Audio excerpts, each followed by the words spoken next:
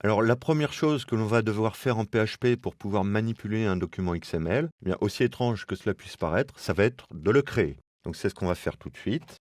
Et pour ça, on va appeler l'instruction $XML est égal à new DOM document. Alors l'opérateur new va permettre de créer une nouvelle instance de la classe DOM document et donc nous renvoyer un document XML vide que l'on va pouvoir maintenant soit remplir avec les fonctions de création et d'ajout de nœuds, soit récupérer un document XML existant, ce qui est ce que l'on souhaite faire. Et donc on va appeler $XML et on va appeler la méthode load publication.xml. Alors, dans notre document XML, ce qui nous intéresse, ce sont les balises articles, puis les balises critiques. Et donc, on va créer deux variables. $article est égal à $XML. Et donc là, on va récupérer toutes les balises de type article. Donc, get element by tag name article. Et $critique est égal, donc la même instruction, mais pour les critiques.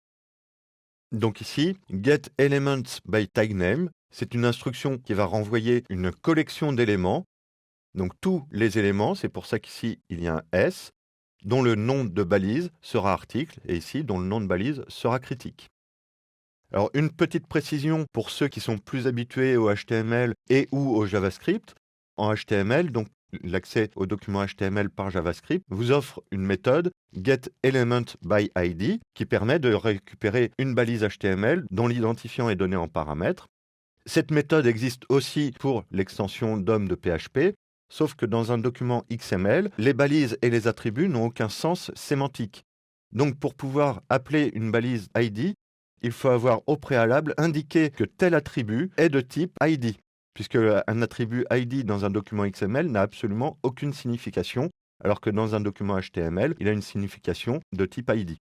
Et donc un attribut de type ID est un attribut qui se doit d'être unique sur l'intégralité de la page. Et en XML, tous les attributs sont susceptibles d'être des attributs de type ID, mais il faut le préciser. Donc maintenant que j'ai récupéré ces deux collections d'éléments, je vais pouvoir faire des boucles sur la collection article, puis sur la collection critique. Donc for each $article as $article au singulier. Et donc ici, je n'ai plus qu'à ajouter le balisage HTML, donc echo p. Ici, on est dans la boucle concernant les tutoriels, donc je peux mettre tutoriel, puis ouvrir ma balise A, classe égale lien tuto, href égale point $article. Et là, dans $article, je vais chercher les éléments dont le nom de balise est URL. Donc, get elements by tag name URL.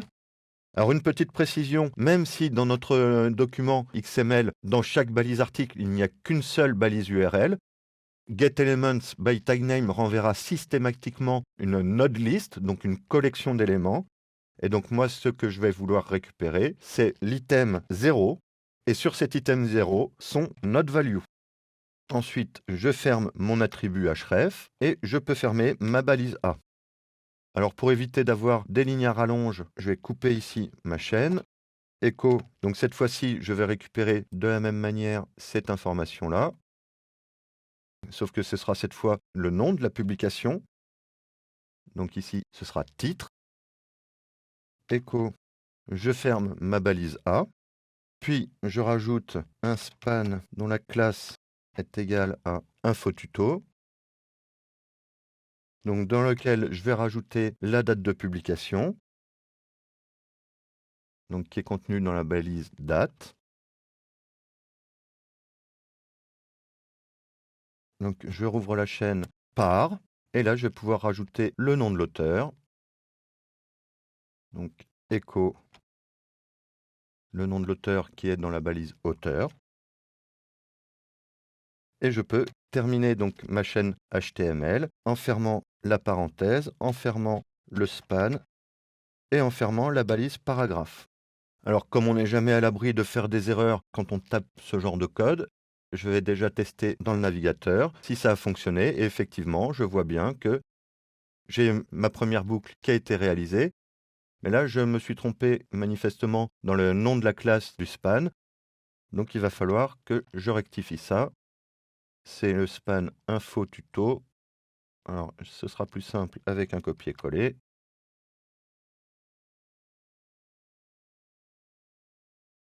Et voilà, donc tout a été rectifié. Et donc pour la variable critique, il me suffit de copier-coller ici et bien évidemment de mettre à jour les variables.